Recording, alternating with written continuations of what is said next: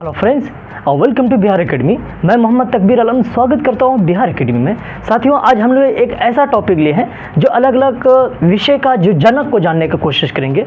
समझे बात को? तो चलिए हम लोग बात करेंगे अलग अलग विषय का कौन कौन जनक है। देखिए यहाँ पर पहले हम लोग विषय दिए हैं, इस वाला भाग में क्या है, जनक है। क्लियर हो गया?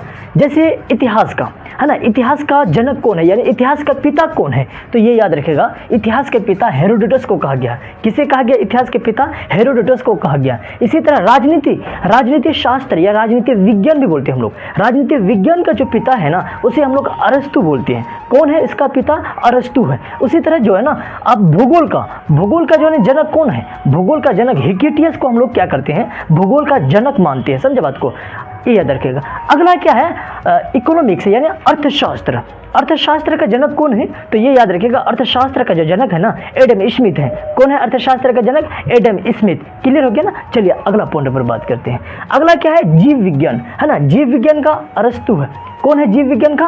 अरस्तु। अच्छा, ये याद रखिएगा, अभी हम लोग बात कर रहे थे कि अर्थशास्त्र का जो जनक कौन है, अर्थशास्त्र का जो एडम स्मिथ है। लेकिन इसमें जो हम लोग ये बताए थे कि राजनीतिक विज्ञान है ना, राजनीतिक विज्ञान का भी जनक कौन हो गया?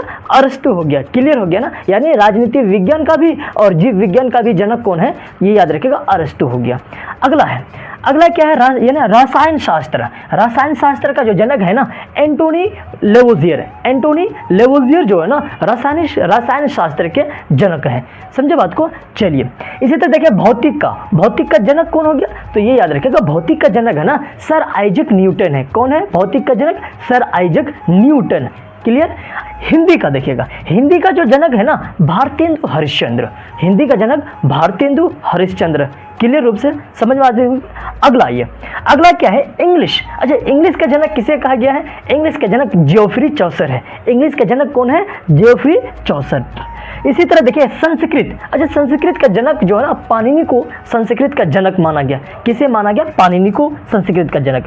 जबकि गणित, देखिए गणित का जो जनक है ना, आर्किमिडीज है। कौन है गणित का जनक? आर्किमिडीज है ना, गणित का जनक। इसी तरह उर्दू। अच्छा, उर्दू का जो जनक है ना, ये याद रखेगा, मौलवी अब्दुल हक। किसे कहा गया है? उर्दू का जनक मौलवी अब्दुल हक। यानी मौलवी अब्दुल हक को क्या कहा गया है? उर्दू का जनक माना गया है। क्लियर रूप से समझ में आ गया होगा? अगला क्या है? कंप्यूटर का जो है जनक है ना, चार्ल्स बेबेज है। कौन है? Charles Babbage. नेक्स्ट में है हिंदी व्याकरण का जो जनक है ना, वो पंडित दामोदर है। कौन है? पंडित दामोदर। इसी प्रकार जो है ना, यानी अंग्रेजी व्याकरण का जनक किसे कहा गया है? तो लैंडले म्यूरे को जो है ना, अंग्रेजी का जनक माना गया है। अंग्रेजी व्याकरण का जो है ना जनक जो ना, लैंडले म्यूरे को जो है ना, अंग्रेजी व्याकरण के जनक माना गया। उम्मीद करते हैं कि ये जो अलग अलग विषय का जो जनक है, फादर है, आप क्या कीजिए, समझ में हो गया। तो समझ गए ना, तो आप क्या कीजिए, इसे कॉपी में नोट करके याद करने की कोशिश कीजिएगा। समझे ना? बाकी चलिए मिलते हैं नेक्स्ट वीडियो के लिए। आप क्या कीजिए, प्रतीक्षा कीजिएगा।